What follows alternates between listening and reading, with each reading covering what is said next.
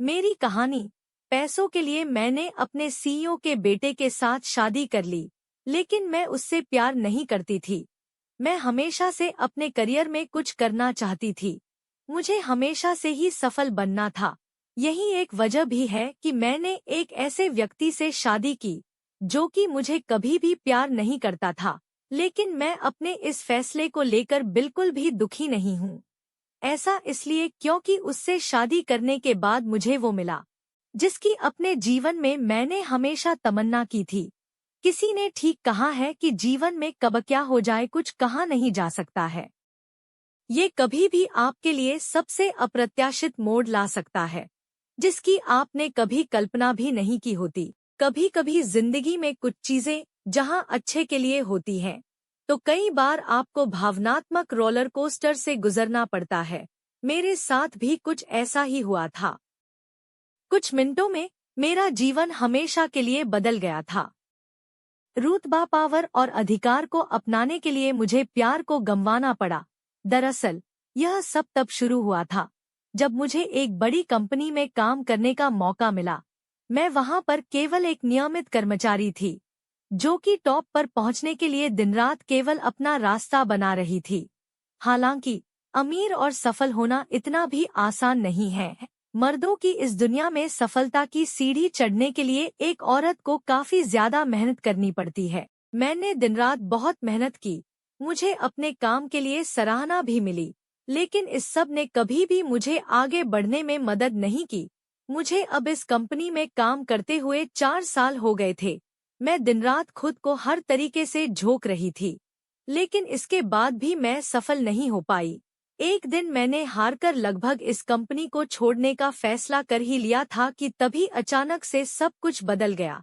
दरअसल हम सभी कलीग को एक दिन हमारे बॉस ने अपने केबिन में बुलाया, जहां हमें एक बड़े शॉर्ट टेम्पर्ड क्लाइंट की एक नई परियोजना के बारे में जानकारी दी गई थी। वह एक क्रूर सीईओ होने के लिए जाना जाता था। वह बेहद सफल था। समाज में उनका तगड़ा नाम था। यही एक वजह भी है कि उन्हें हर कोई जानता था। वह जो चाहते थे उसे पाकर ही रहते थे। हम सभी को इस परियोजना पर संयुक्त रूप से काम करने के लिए कहा गया। मेरे बॉस ने हमें उन्हें बिल्कुल भी निराश न करने की चेतावनी भी दी थी।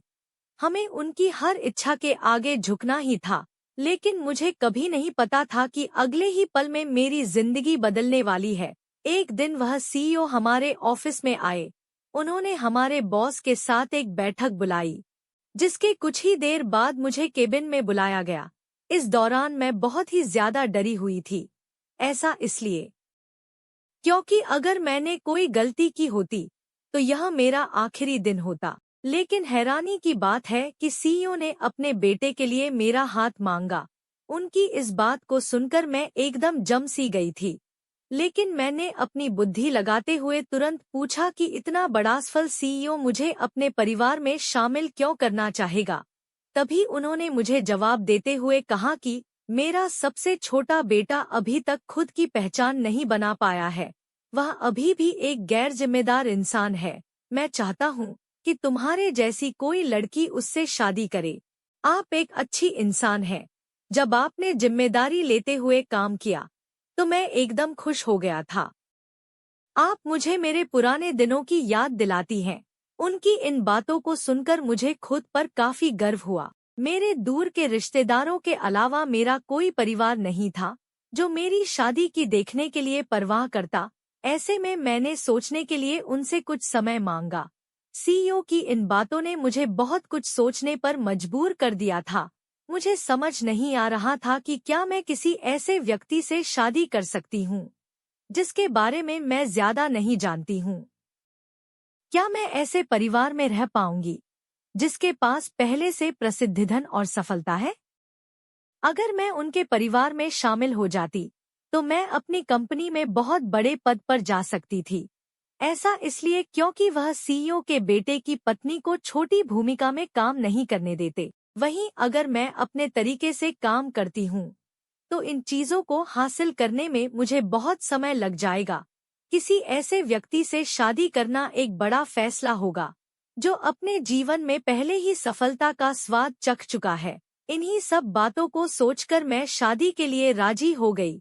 मेरी शादी की खबर का सभी को पता चल गया। मेरे सहकर्मी मुझसे ईर्ष्या करने लगे थे। इस दौरान मेरे बारे में तरह तरह की अफवाहें भी उड़ने लगी थी। हालांकि मैंने कभी भी इन सब बातों की परवाह नहीं की थी। शादी कुछ ही महीनों में होने थी, इसलिए मीडिया को बताने के लिए एक कहानी तैयार की गई कि हम दोनों एक प्रोजेक्ट पर काम करते हुए एक दूसरे के प्यार में पड़ गए थे। ऐसा इसलिए क्योंकि उनका बेटा इस परियोजना की देखरेख कर रहा था। सब कुछ पूरी तरह से ठीक चला और 2018 के अंत तक मेरी शादी हो गई। सीईओ के बेटे से मेरी शादी को 5 साल से ज्यादा हो चुके हैं। हम दोनों एक दूसरे के प्रति सौहार्दपूर्ण हैं, लेकिन हम एक दूसरे से प्यार नहीं करते हैं। हम उन दोस्तों की तरह हैं जिन्होंने मुश्किल समय में एक दूसरे की मदद की थी। लेकिन इन 5 वर्षों के दौरान मेरी स्थिति उस नए स्तर पर पहुंच गई जिसकी मैं कभी कल्पना भी नहीं कर सकती थी। मैं इस समय काफी खुश हूं कि मैंने अपने करियर को प्यार से ज्यादा चुना, क्योंकि ऐसे मौके शायद कभी किसी की जिंदगी में नहीं आते। यही नहीं, इस तरह के फैसले लेने की हर किसी में हिम्मत भी नहीं होती।